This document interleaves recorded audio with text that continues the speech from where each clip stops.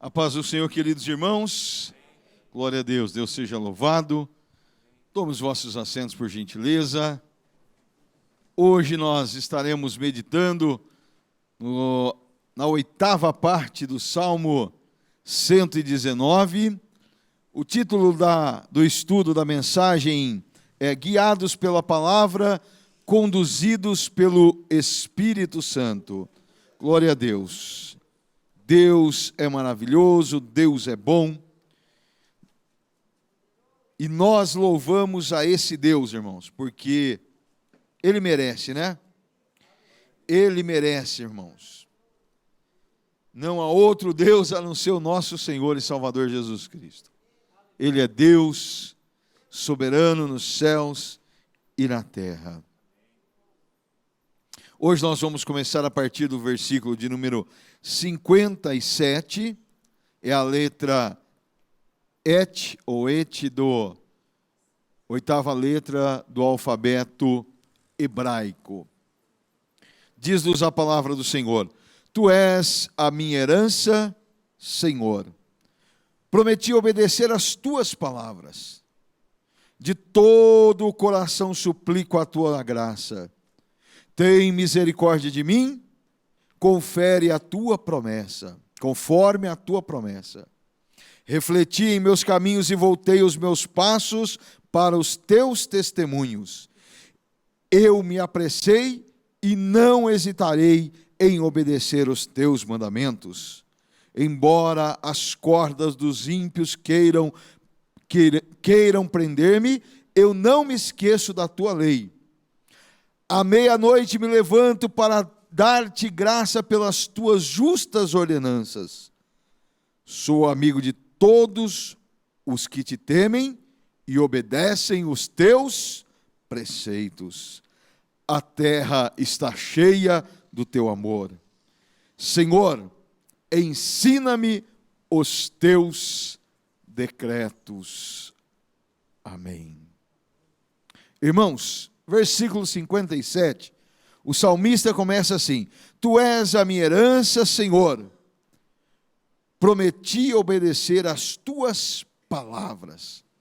Em outra tradução nós encontramos, o Senhor é a minha porção. Seguindo aquele sistema acróstico que nós já falamos, né?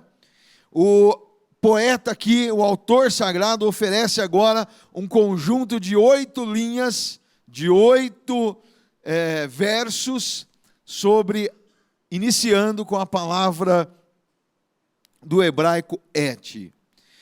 Essa oitava letra do alfabeto, que é repetida, ela começa nos mostrando que Deus era a herança, ou seja, Yahvé era a herança do salmista.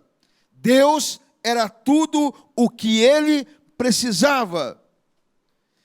Quando nós vamos lá para o Antigo Testamento, nós encontramos uma tribo que não recebeu herança. Vocês se lembram quando o povo de Israel saiu do Egito com uma promessa de entrar na terra prometida? Qual o nome daquela terra? Canaã. Maravilha, parabéns. E ali o povo parte para aquela terra, peregrina por 40 anos no deserto, e quando eles vão assumir, tem uma tribo que fica sem herança. Qual é essa tribo? Um de cada vez? Qual a tribo? De Levi. Isso mesmo, parabéns. A tribo de Levi não tem herança. Por quê? Porque o Senhor diz para eles: eu serei a tua herança. Ou seja, os levitas iriam cuidar do templo, iriam cuidar das ofertas, da limpeza, do canto, do cântico, de todos os cânticos, de toda a ministração. Os sacerdotes ofereceriam ali os sacrifícios, que também eram da tribo de Levi. E eles então ficariam encarregados do trabalho do Senhor, e eles não teriam herança para si como terra. Eles não deixariam herança para os seus filhos. mas tinha uma coisa melhor para eles, né? Vamos ler vamos ler primeiro o versículo de Números 18, 20 e 21, que nos diz assim: disse ainda o Senhor a Arão: você não terá herança na terra deles, nem terá porção entre eles. Eu sou a sua porção e a sua herança entre os israelitas. Dou aos levitas todos os dízimos em Israel, como contribuição pelo trabalho que fazem ao servirem na tenda do encontro. Olha que coisa maravilhosa. Às vezes alguém poderia dizer assim: os levitas foram injustiçados por Deus. Mas Deus diz para eles: eu dou coisa melhor para vocês. Sabe por quê? Eu me entrego a vocês como herança. Olha, irmãos, que coisa maravilhosa é ter Deus como herança. E é isso que o salmista inicia dizendo: olha, o Senhor é minha herança. Não importa a riqueza humana, não importa as situações, não importa se eu tenho dinheiro no banco ou se eu não tenho, não importa se eu tenho saúde ou não, não importa se meu pai, o dia que ele morrer, vai me deixar alguma coisa. O que me importa é que eu tenho Deus como minha herança, aleluia. Eu não serei desamparado, não importa a circunstância. Esta era a certeza do salmista. E o salmista estava vivendo um tempo difícil, mas ele conseguia visualizar que Deus era tudo para ele. Ele não precisava de mais nada, a não ser de Deus. O que nos aflige? O que tem nos preocupado? Diga para a tua alma: descansa no Senhor. Porque você não está sozinho, Deus é a sua herança. O que você precisa, Deus tem um estoque inesgotável. De tudo que o ser humano precisa, Deus tem um estoque que nunca acaba. Aqui nós temos uma irmã que trabalha no mercado, né? Ela está ali quietinha hoje. E eu tenho certeza que de vez em quando alguém reclama porque não tinha nada na prateleira. Foi lá procurar e o estoque havia acabado. Mas no estoque, na prateleira de Deus, na herança de Deus, não falta nada para os seus. Glória a Deus! Deus seja louvado para todos sempre. Deus tem sempre um estoque inesgotável. Não importa quanto Ele dá, mas tem. Deus nunca acaba com os seus recursos. Os recursos do Senhor são inesgotáveis, dura de geração após geração. No Salmo 68, do versos 3 ao 6, nos diz assim: alegrem-se, porém, os justos, exultem diante de Deus, regozijem-se com grande alegria, cantem a Deus louvores, cantem a Deus, louvem o seu nome, exalte aquele que cavalga sobre as nuvens, seu nome é Senhor, exultem diante dele, Pai para os órfãos, defensor das viúvas, é Deus em sua habitação. Deus dá um lar aos solitários, liberta os presos para a prosperidade, mas os rebeldes vivem em terra árida. Ou seja, Deus abençoa todos aqueles que são justos, e Ele tem uma porta para cada um de escape, Ele tem uma bênção apropriada para cada um. Você está se sentindo como uma viúva? Ou você é uma viúva desamparada? Não pense que você está desamparada. Deus é o seu marido. Você é órfão. Deus é o seu pai. Deus tem todos os recursos disponíveis para os justos. Vamos dizer como salmista: Tu és a minha herança, Senhor. Tu és, ó Deus, a minha porção. Quem tem Deus não tem falta de nada, aleluia. Glória a Deus. Para nós não nos falta nada. Deus é bom demais, irmãos. O foco do salmista estava em dizer: que Deus era aquele que supria todas as suas necessidades. Ele é o dono do ouro, ele também é o dono da prata. Ele é o Senhor de todos os bens que estão disponíveis no universo. O ser humano não consegue ter acesso aos bens que estão fora da nossa estratosfera. Não conseguem subir e buscar esses recursos. Mas em Deus nós temos todos os recursos do universo disponíveis. Aleluia! Glória a Deus! Deus seja louvado. Jesus nos diz em Mateus 11, e versículo 11, digo a verdade, entre os nascidos de mulher não surgiu ninguém maior do que João Batista, todavia o menor no reino dos céus é maior do que ele. Ou seja, no reino de Deus todas as coisas são maiores do que as coisas da terra. Tudo aquilo que Deus tem disponível para nós é melhor do que os bens terrenos. Tudo aquilo que existe na terra não se compara com aquilo que Deus pode nos dar. Irmãos, é só confiar no Senhor. É só depositar a nossa confiança, como o salmista, em dizer: Tu és a minha herança. Nós precisamos de entrar pelo aquele caminho de uma reengenharia e de pararmos às vezes de murmurar, de choramingar, de achar que não vai dar, que não conseguiremos, mas nós precisamos de colocar toda a nossa confiança, toda a nossa força no Senhor e crer que em Deus as coisas ocorrerão, acontecerão as coisas inexplicáveis, coisas que aos olhos naturais ninguém entenderiam, mas são possíveis para Deus. João Batista foi considerado o maior homem nascido de mulher, mas no reino de Deus o menor é maior do que João Batista. As coisas que Deus tem para nós são superiores àquilo que nós podemos pensar e imaginar. Diga para o Senhor: Senhor, Tu és a minha herança. Versículo de número 58. De todo o coração suplico a Tua graça. Tem misericórdia de mim, conforme a Tua promessa.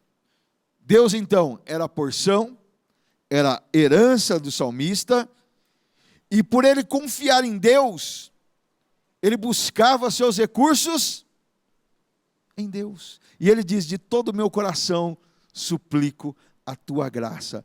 Tem misericórdia de mim, conforme a Tua promessa. Deus, eu confio em Ti. Então, eu vou recorrer a Ti. Eu não vou, Senhor, ficar preocupado e vou fazer planos de contingência para a minha vida, mas eu vou depositar a minha confiança em Ti e vou buscar em Ti. Por quê? Porque o Senhor é o favor que eu preciso, a Tua graça é de tudo que eu necessito. E ele tinha esta convicção: Senhor, suplico por Tua graça. Ele clamava e queria a graça de Deus. Os inimigos dele, o que dá a nos entender é que já estavam roubando, saqueando aquilo que pertencia a ele. Porém, ele não estava ali dizendo para Deus: Deus, eu restituo, eu quero de volta. Não, ele estava dizendo: Senhor, eu só preciso da Tua graça. Os seus inimigos, nós vamos ver que estavam ameaçando ele, mas ele estava dizendo: Deus, eu preciso só da Tua graça, conforme a Tua promessa. Irmãos, independente daquilo que você vive, volte sempre para o Senhor. Confie sempre em Deus. Quando está tudo bem, louve ao Senhor por estar tudo bem, agradeça a Ele, faça votos ao Senhor no momento em que está tudo bem, adore Ele de todas as maneiras possíveis, busque ao Senhor na hora que você está correndo tudo bem, Nunca se esqueça de Deus. Nunca se esqueça de nenhum dos teus benefícios. Agora, no momento da angústia também, como o salmista diz, olha, ele recorreu ao Senhor, clamando a misericórdia de Deus. Porque ele sabia que ele só precisava desta graça, desta misericórdia. Irmãos, e a bênção do Senhor, ela vem pela obediência. Não adianta nós queremos só recorrer a Deus no momento em que está dando tudo errado, sendo que nós andamos praticando injustiça, ou andamos fazendo coisas erradas. Não, o salmista recorreu a Deus por quê? Porque o seu coração estava firmado em Deus, os seus passos eram justos, e ele poderia recorrer à graça de Deus e à misericórdia de Deus. Irmãos, e quando você obedece à lei do Senhor, a graça de Deus, a Bíblia diz, onde abundou o pecado, a graça superabundou. A graça, ela excede todas as coisas. Na lei, irmãos, de Deus, contém bênçãos e maldições. Bênçãos para quem anda de acordo com a lei do Senhor, e maldições para quem desobedece às leis. No livro de Eclesiastes, no capítulo número 5, versos 19 e 20, nos diz assim: e quando Deus concede riquezas e bênçãos a alguém, e o capacita para desfrutá-los, a aceitar a sua sorte e a ser feliz em seu trabalho, isto é um presente de Deus. O que é a graça? Graça é um presente, é um favor imerecido. É a mesma coisa quando há prosperidade financeira na vida de alguém, esta pessoa deve desfrutar e ser feliz. Por quê? Porque é um presente de Deus. E esta pessoa, diz a palavra do Senhor, que raramente reflete no fato de que a vida é curta. Por quê? Porque Deus o mantém ocupado com alegria o coração. Olha, irmãos, que coisa interessante. A pessoa a quem Deus abençoa, ele enche tanto o coração de alegria que ela não tem tempo nem de pensar que a vida é um sopro, é um vapor. Por quê? Porque Deus enche ela tanto das suas bênçãos, do seu prazer, do seu gozo, que a pessoa desfruta da vida sem ver os anos passar, sem se preocupar que os anos estão passando. Já estou no final de carreira. Não, ele não pensa nisso, né? Ele está desfrutando das bênçãos de Deus. Meu irmão, coloque seu coração como o salmista colocou.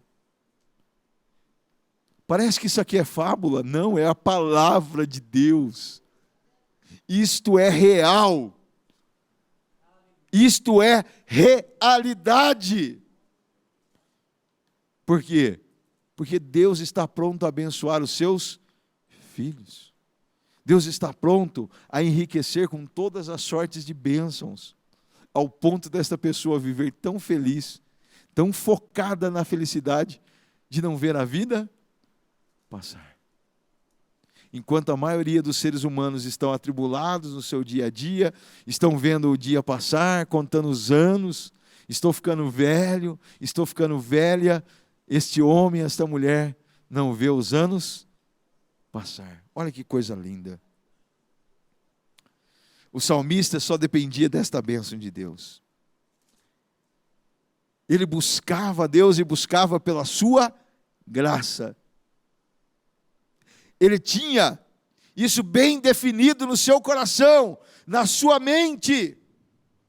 Olha, eu estou focado em Deus, eu dependo somente da sua graça, da sua misericórdia.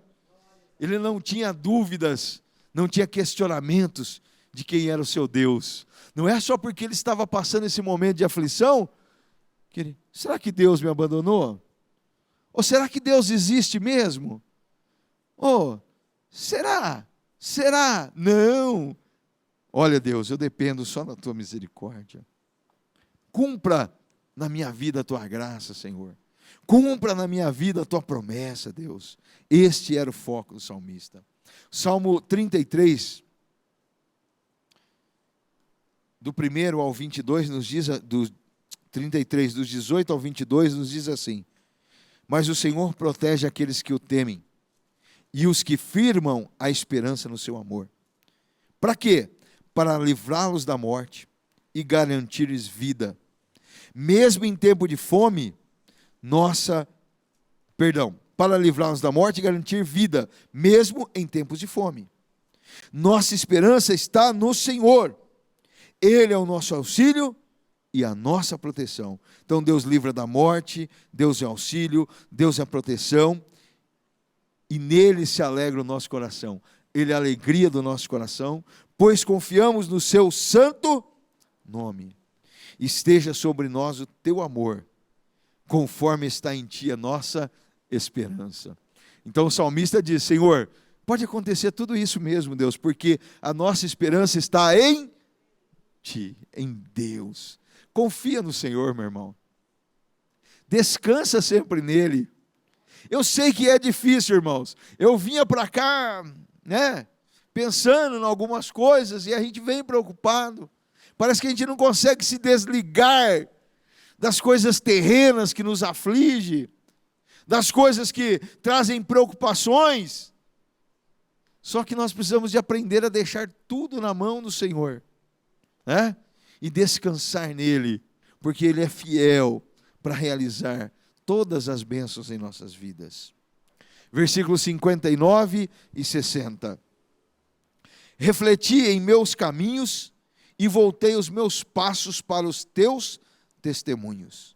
Eu me apressei e não hesitarei em obedecer aos teus mandamentos.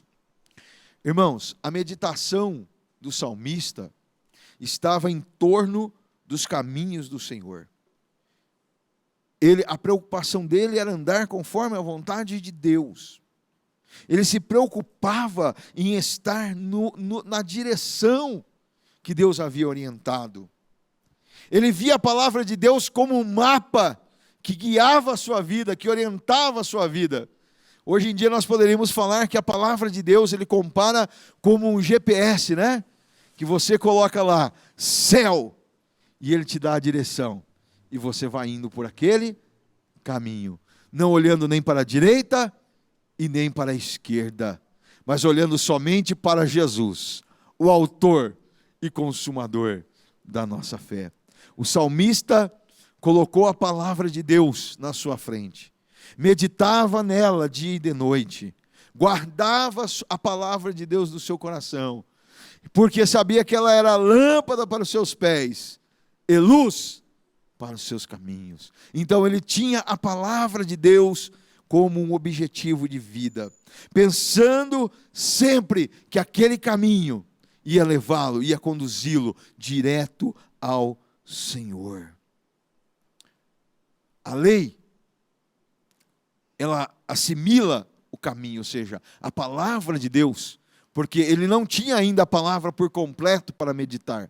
Ele tinha alguns livros para meditar, mas ele tinha também as leis que foram dadas através de Moisés. E ele meditava nessa lei, ele planilhava essa lei, ele esquadrinhava essa lei. Era como na mente dele já estava traçado ali uma estrada bem pavimentada, uma estrada que não era sinuosa, mas uma estrada reta que conduziria ele à vida eterna, onde conduziria ele às bênçãos de Deus. Nós precisamos de ter esta palavra em nosso coração, que os nossos caminhos sejam guiados por ela, que os nossos olhos sejam direcionados por ela, que as nossas mãos sejam pautadas pela palavra de Deus, que os nossos pés só nos conduzam aonde a palavra de Deus nos dirige. Por quê? Porque transitar por ela nos conduz à vida eterna. Transitar por ela nos conduz às bênçãos de Deus. Transitar por ela nos faz sermos homens e mulheres prósperas, abençoadas, sábias.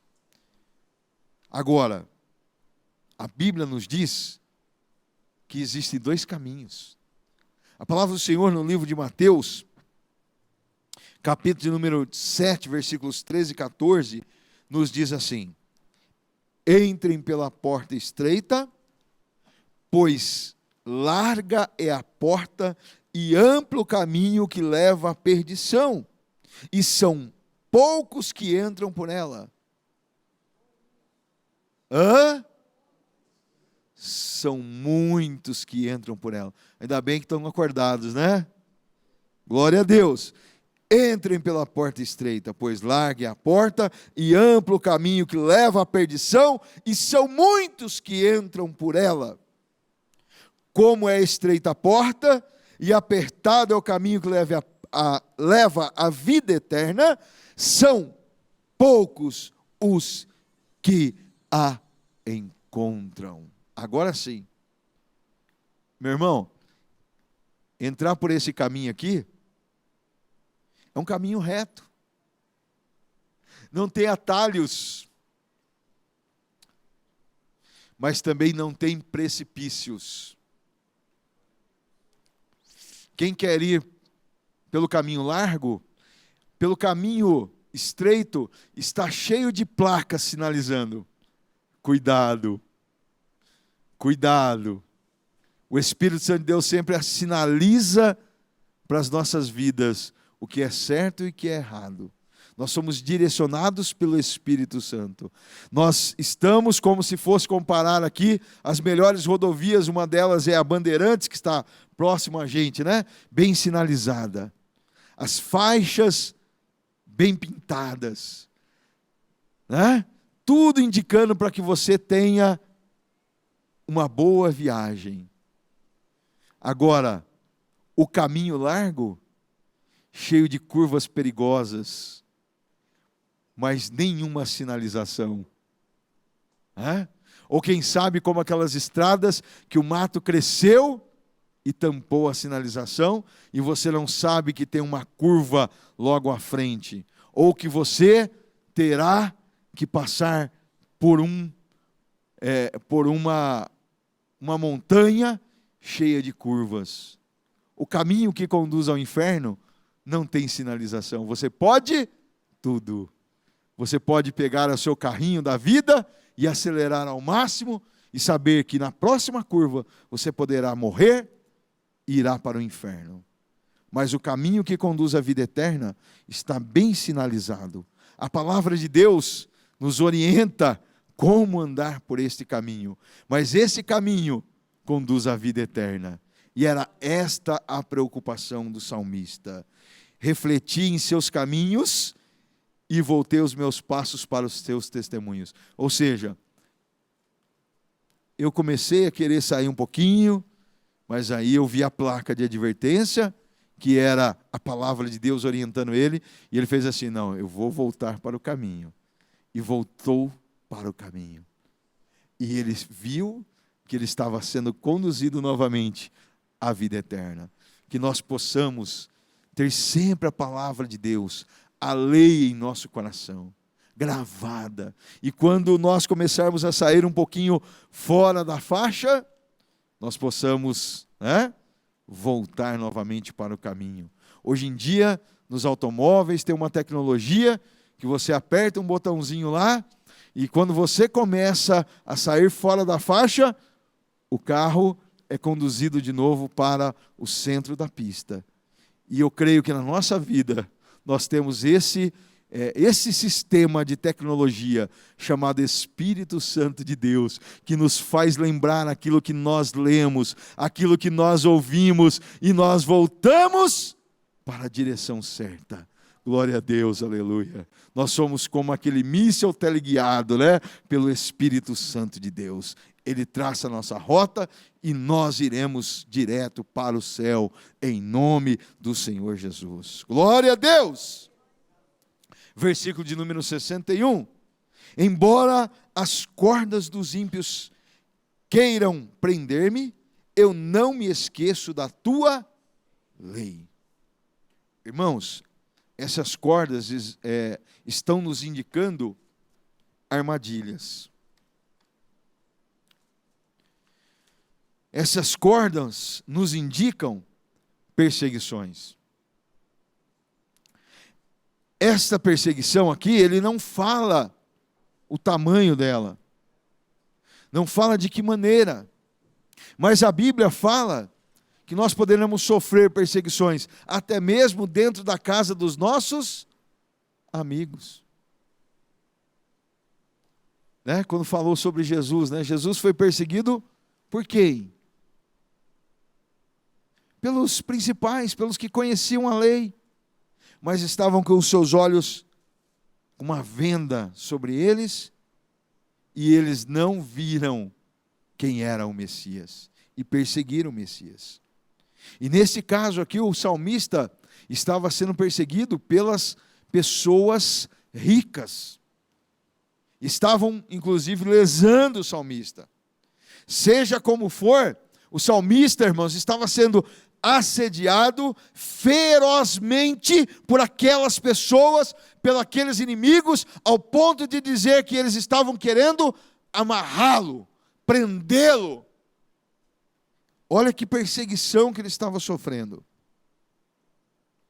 Mas em meio a essa perseguição, em meio a essa luta, a palavra do salmista era: ora, queiram me prender-me, eu não me esqueço da tua lei. Não importa o que eles queiram fazer comigo, Senhor, eu vou continuar confiando em Ti. Eu vou confiar no Teu trajeto, Senhor, naquilo que o Senhor propôs. Irmãos, nós precisamos de entender uma coisa: Deus é soberano ou não é? Se os nossos inimigos, irmãos, estão sujeitos à soberania de Deus, só vai acontecer aquilo que Deus permitir, aquilo que Deus deixar que aconteça. Então não adianta, irmãos, a gente falar assim: olha, é por causa de A, ou por causa de B, ou por causa de C, que eu estou passando por isso. Não, meu irmão, confie que Deus é soberano e que nada acontece se Ele não permitir na tua vida. Pare de colocar culpados, deixa Deus governar a sua vida. Só confie na lei do Senhor, confie na palavra de Deus, confie que Deus é soberano e Ele vai te livrar destas cordas.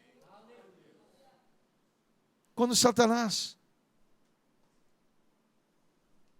teve a permissão para tocar nos bens de Jó, Deus foi bem claro para ele: olha, nos bens você pode tocar, toque em tudo, menos na vida, na alma de Jó. Ou seja, até Satanás tem que pedir permissão para Deus para fazer qualquer coisa, quanto mais um homem, certo? Quanto mais um homem. Não é teu chefe, não é ninguém. Irmão, confie em Deus. Deus é soberano. Deus é Deus ou não é, irmãos? Se Ele é Deus, Ele governa. Amém? Nós só temos que deixar que Ele governe as nossas vidas, deixar que Ele realize aquilo que nós não podemos realizar. Ou seja, se os nossos inimigos lançaram as cordas sobre nós, ou, como diz a palavra do Senhor, fez uma cova para que nós possamos cair, deixa que Deus cuida, irmãos. Porque a palavra de Deus nos diz em Provérbios 26 e 27, quem faz uma cova, nela cairá. Se alguém rola uma pedra, ou seja, se alguém faz uma pedra como armadilha, para que essa pedra caia sobre você, ela rolará sobre ele. Meu irmão, não fique preocupado, faça como o salmista, continue meditando na lei do Senhor. Vocês estão fazendo todas essas coisas contra mim, mas tem uma coisa: existe um Deus que está vendo tudo. Ele sabe o que você está fazendo, Ele sabe o que você está armando, mas olha, cuidado, porque o que você armar vai vir sobre vocês, né? Não tem como fugir, meu irmão. No livro de Salmo 7, e dos versos 14 ao 16, nos diz assim: quem gera a maldade, concebe sofrimento e dá à luz a desilusão. Quem cava um buraco, e o aprofunda, cairá nesta armadilha que fez. Sua maldade se voltará contra ele. Sua violência cairá sobre ele, sobre a sua própria cabeça. Darei graças ao Senhor por sua justiça. O nome do Senhor Altíssimo cantarei louvores. Irmãos, ou seja, parece assim até uma piada, né? O cara cava, faz uma armadilha. Ele sabe onde está a armadilha, não sabe? Geralmente o caçador coloca marcas próximas às suas armadilhas. Né? Ele vai na floresta, ele coloca uma fita rosa, vermelha, algo bem chamativo, para ele saber aonde está a armadilha. Mas a caça dele não sabe que a armadilha está ali. Mas a Bíblia diz que esse camarada que faz a armadilha, ele mesmo cai nela. Ou seja, Deus induz ele a cair lá. Vocês lembram o que Deus fez com Faraó? Deus disse para Moisés: olha, eu endurecerei o coração de Faraó e farei ele perseguir vocês. Por quê? Porque Deus queria matar todos aqueles homens por causa da maldade do coração deles. E Deus os conduziu ao meio do mar. E ali os carros quebravam, eles não conseguiam andar. E os egípcios e os israelitas caminhando tranquilamente. Até a hora que saíram do outro lado, e aí as águas se fecharam, né? E aí aqueles homens morreram todos. Ou seja, Deus endurece o coração daquele que te persegue, para te perseguir até que ele mesmo caia na própria armadilha. Então, irmãos, não existe oração para amaldiçoar ninguém. Crente não precisa de fazer oração para amaldiçoar ninguém. Crente não é macumbeiro. Crente é salvo em Jesus Cristo. E ele ora, clama pelo amor de Deus, pelaquela pessoa, pela justiça de Deus. Ele não precisa de fazer nada. Ele não precisa de tramar nada. Deus quem livra ele das cordas do inimigo. Só precisamos de confiar no Senhor. Nós não precisamos, irmãos, de tentar nos defender, porque a nossa defesa é de Deus. Glória seja dada ao nome do Senhor. Versículo de número 62. À meia-noite me levanto para dar-te graças pelas tuas justas ordenanças. Como eu disse para os irmãos, esse homem estava no momento de perseguição. E ele levanta à meia-noite para o quê? Para chorar? Para reclamar? Para murmurar? Para quê? É graças. Pastor, dói, pastor. Dói muito na gente, irmãos. Porque, olha, eu confesso para vocês, em momentos de aflição, eu costumo levantar pela madrugada, mas não costumava dar graças a Deus, não. Eu costumava reclamar com Deus. Eu costumava ficar ali, Deus, que negócio que é esse, Senhor? Né? Tem misericórdia, Senhor. Mas aqui o salmista está dizendo para nós, olha, no meio da perseguição que ele estava sofrendo, à meia-noite, eu me levanto para dar-te graças pelas tuas justas ordenanças. Glória a Deus! É diferente, irmãos, eu estou falando para vocês, olha, irmãos, nós vamos ter que ficar nos Salmos e de repente, pastor Luciano, nós vamos voltar de novo ao capítulo 1, né? Até terminar, e vamos voltar ao capítulo 1, porque, irmãos, aqui o negócio está estreito, nós estamos aprendendo coisas que, assim, estavam escondidas. Quantas vezes eu li os Salmos e estava ali, eu não via, né? Agora Deus tem revelado a nós esse ensinamento. Ele acordava à meia-noite para dar graças a Deus. Aí você fala assim, mas pastor, eu durmo mais tarde do que isso, né? Hoje nós temos um monte de entretenimento, um monte de vida, a nossa vida é corrida, né? Outros fazendo faculdade, chegando tarde em casa, às vezes a gente chega meia-noite, né? Mas acorde às 3 da manhã para dar graças a Deus. Você dormiu, foi deitar à meia-noite? Acorde à meia-noite para dar, às 3 da manhã, para dar graças a Deus. Né? Hoje mesmo eu acordei pela madrugada, né?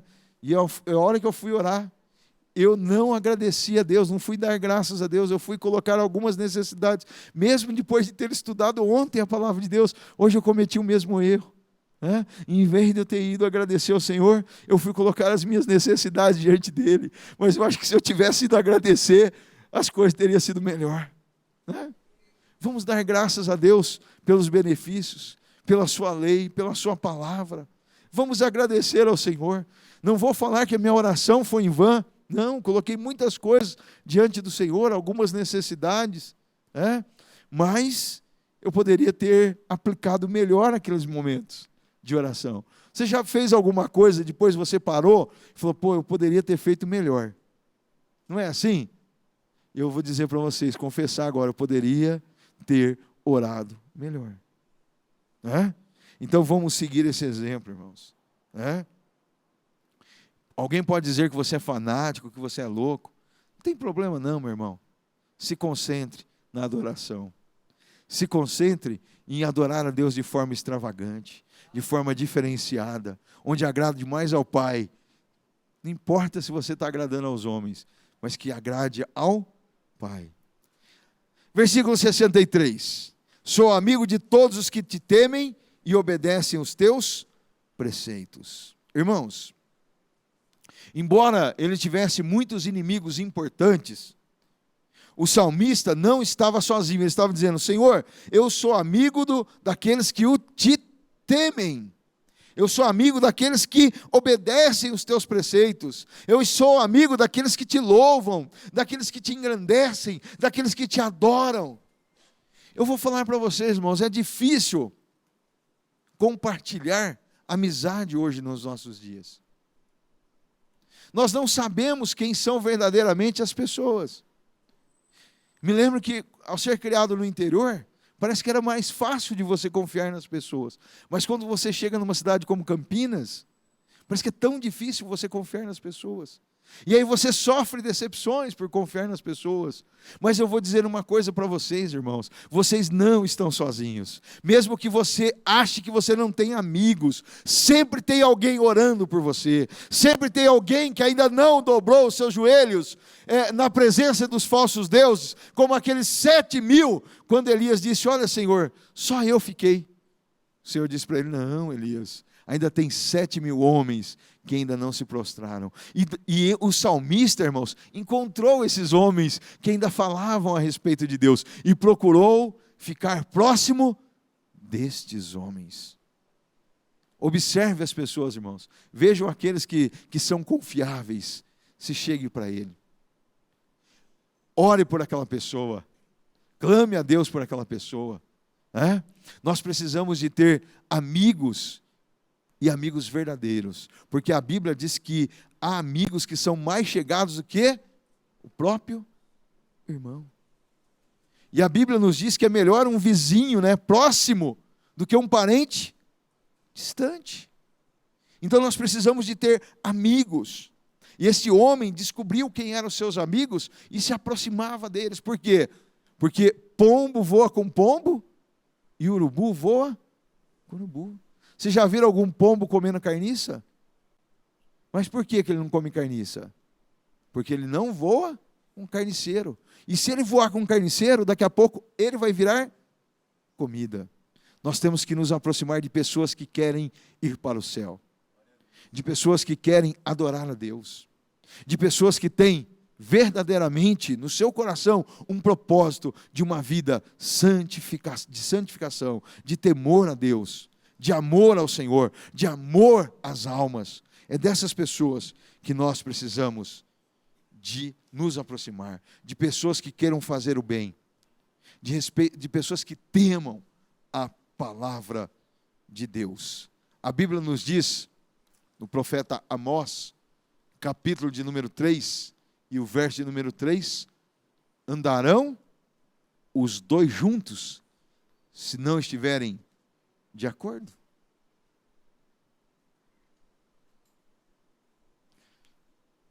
Com quem você está andando? Com quem você está fazendo amizades? Procure fazer amizades com pessoas que temam ao Senhor. Não estou falando colegas lá no mundo eu também tenho. Mas aqueles amigos que você pode contar com Ele, você precisa de ter pessoas que temem ao Senhor. Que você possa chorar com Ele e ela chorar com você, que vocês possam confiar um no outro. Amém? Versículo número 64. A terra está cheia do teu amor, Senhor. Ensina-me os teus decretos. A terra está cheia do amor de Deus. Não é da ira de Deus, do ódio de Deus. Tantas pessoas insistem em dizer que Deus é um Deus terrível, que Deus só quer destruir, que Deus quer... Irmãos, a terra está cheia da glória, do amor, da bênção, da paz de Deus. A terra está cheia do amor. Para ela estar cheia do amor de Deus, é porque Deus tem derramado o seu amor sobre nós. E o salmista via este amor de Deus. Se nós não tivermos o olhar espiritual, nós não vamos enxergar o amor de Deus, porque são tantas atrocidades, tantas coisas erradas, tantas manipulações, tantas mentiras, tanto engano, né? Tantas falcaturas, tantas coisas que nós vemos, destruição, pessoas enganando as outras, matando. Aonde está o amor de Deus? O amor de Deus se derrama sobre quem? Sobre quem deseja o amor de Deus. Deus está lá no alto céu, mas Ele também está dentro de cada um de nós, através do Espírito Santo de Deus. Deus se faz presente em nossas vidas. Deus está no nosso meio. Agora, o homem precisa de desejar o amor de Deus, de voltar-se para esse amor. E a Bíblia diz em Romanos, capítulo número 13, verso 10, o amor de Deus, olha só, o amor não pratica o mal contra o próximo, porquanto o amor é o cumprimento da lei. Ou seja, quem tem o amor de Deus na sua vida, pratica o quê? O amor, ele não pratica o mal. Então por que nós vemos estas pessoas praticarem o mal? Porque elas não têm o amor de Deus, mas o amor está no ar, né? Vamos dizer assim, né? O amor está aqui espalhado. O amor tem se derramado. Agora, os homens não querem o amor, mas eles querem praticar o mal. Irmãos, e o resultado do amor de Deus sobre nós inspira nós a amar. Além de inspirar-nos a amar, Ele nos capacita a amar. Amar, irmãos, não é aquela coisa de palavra, eu te amo. Amar é demonstrado através de atitudes, de ações. E aquele que tem o amor de Deus, pratica estas ações. No livro, na carta de Jesus Cristo, escrita por João, primeira epístola de João, capítulo 4, dos versos 7 ao 11, nos diz assim: Amados, amemo-nos uns aos outros, pois o amor procede de Deus. Aquele que ama é nascido de Deus e conhece a Deus. Ou seja, se você ama, você conhece a Deus. Se você não ama, não conhece a Deus. Quem não ama não conhece a Deus, porque Deus é ódio. Amor. Deus é amor. Deus é 100% amor na sua essência. Deus é 100% justiça na sua essência. Deus é 100% benigno. Irmãos, Deus é 100% em tudo. Foi assim que Deus manifestou o seu amor entre nós. Ou seja, foi assim que Deus provou. Foi essa atitude de Deus por nós. Qual atitude? A atitude de dar o seu Filho. Enviou o seu Filho unigênito ao mundo para que pudéssemos viver por meio dele. Olha, eu vos amo. Ah, é? Prova, Deus, que o Senhor ama. Então, eu vou te dar o mais precioso para provar. Nos deu o seu próprio Filho. Nisto consiste o amor. Não em que nós tenhamos o amado a Deus, mas em que Ele nos amou e enviou o seu Filho como propiciação pelos nossos pecados. Amados, visto que Deus assim nos amou, nós também devemos amar-nos uns aos outros. Olha que coisa maravilhosa. Deus demonstrou o seu amor por nós antes de nós termos demonstrado qualquer amor por Ele. Porque o nosso amor como homens, ele é falho, mas o amor de Deus não falha. Ou seja, se nós vivermos então o amor de Deus, irmãos, nós estaremos praticando a lei do Senhor. E a lei determina que quando você ama, você pratica boas obras. Pastor, vou ser salvo pelas obras? Não. Nós somos salvos pela graça. Mas quem ama, pratica boas obras. Tiago nos diz, né? Me mostra aí, ó, o seu amor sem obras, eu vou te mostrar com obras. Né? Olha, nós precisamos, irmãos, de provar às pessoas que nós as amamos. E de que maneira? Com atitudes, ações que demonstrem o amor em nossa vida. Eu demonstraria muito carinho, muito amor pela minha esposa, se ela chegasse aqui de olho roxo, né? E eu tivesse batido nela, não é isso? É assim? Como que nós demonstramos o amor?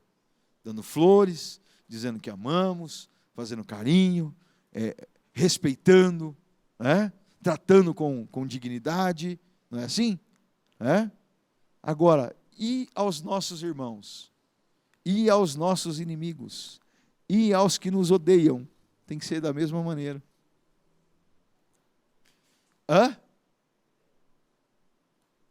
É fácil, Paulinho? Será que nós queremos viver o amor de Deus? Ou nós colocamos algumas restrições desse amor sobre a nossa vida? Mas o salmista diz que a terra está cheia do quê? Do teu amor.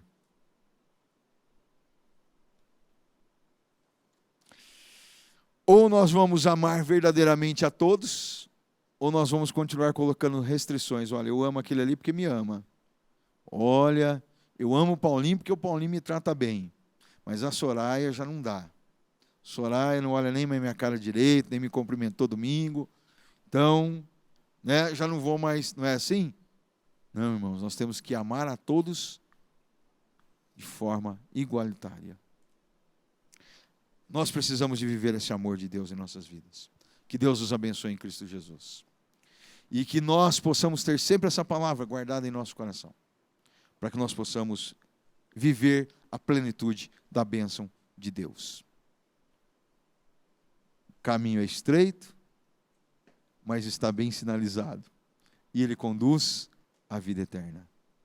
Este tem que ser o nosso alvo em Cristo Jesus. Pai, graças te damos, Senhor, pela tua palavra enviada aos nossos corações, Senhor. Te louvamos, ó Espírito Santo de Deus, por tudo que o Senhor tem falado. E eu te peço, Espírito Santo, que esta palavra, Senhor, possa encontrar guarida em nossos corações, ó Pai. Que nós possamos, ó Deus, vivê-la de forma, meu Pai, que nós possamos ser prósperos, abençoados, que nós possamos ser dirigidos e guiados pelo teu Espírito, ó Pai. Porque o teu Espírito, ó Pai, é que nos conduz à vitória.